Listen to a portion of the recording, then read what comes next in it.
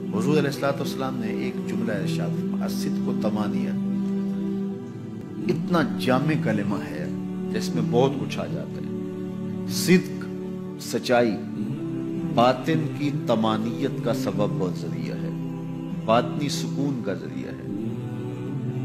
آگے فرمایا والکذب ریبہ، اور جو کذب ہے، جھوٹ ہے، وہ ریبہ، وہ تشکیک ہے، ابہام ہے، بے چینی ہے، اضطراب ہے، ٹینشن ہے، پریشانی ہے، اذیت ہے، ہر وقت کی بے قراری ہے۔ تو سچ طمانیت ہے، سکون قلب ہے، اطمینان باطن ہے، اندر کا قرار ہے، روح کا چین ہے، اور جھوٹ بے چینی ہے، اضطراب ہے، ٹینشن ہی ٹینشن ہے، پریشانی ہی پریشانی ہے، ایک اندیکھی تکلیف ہی تکلیف ہے۔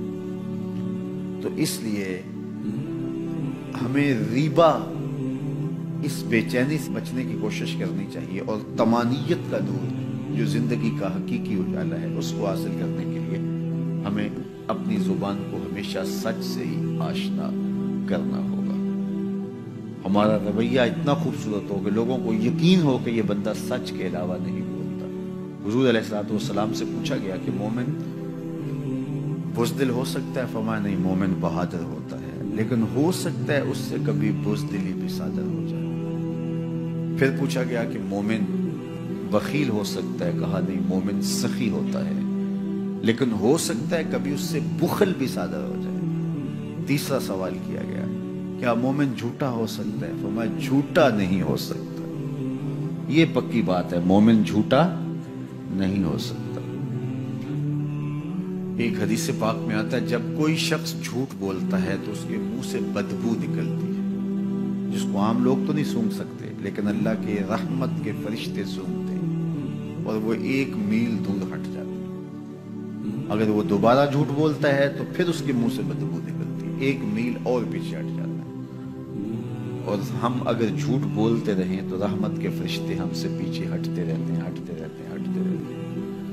پھر اندازہ کرو کہ فرشتے کہاں تک جا چکے ہیں اگر ہماری زندگی جھوٹ سے بھری ہوئی ہے۔ تو جب ہماری اطراف میں رحمت کے فرشتے نہیں ہوں گے تو ہم ہر وقت بے چین رہیں گے جھوٹ کی وجہ سے، اور جب ہم رحمت کے فرشتوں کے جرمٹ میں رہیں گے تو ہم قرار، سکون اور طمانیت میں رہیں گے۔ میں اور آپ ہر وقت کہتے ہیں کہ ہماری پریشانی کا سبب یہ ہے، یہ ہے، یہ ہے۔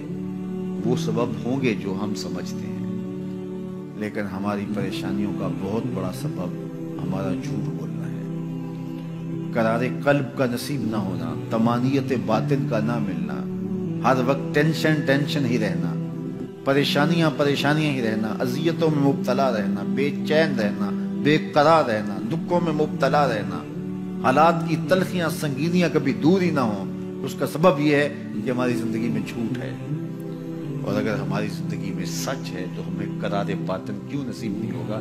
یہ میرے حضور نے کہا ہے، صدق و تمانیت، صدق طمانیت قلب کا سبب ہے، قرار جاں کا سبب ہے، باطن کے اجالے ہیں، اندر کی روشنیاں، یہ تمہیں قرار دے گا۔ تو اس لیے ہمیں اپنی زندگی میں ہمیشہ سچ ہی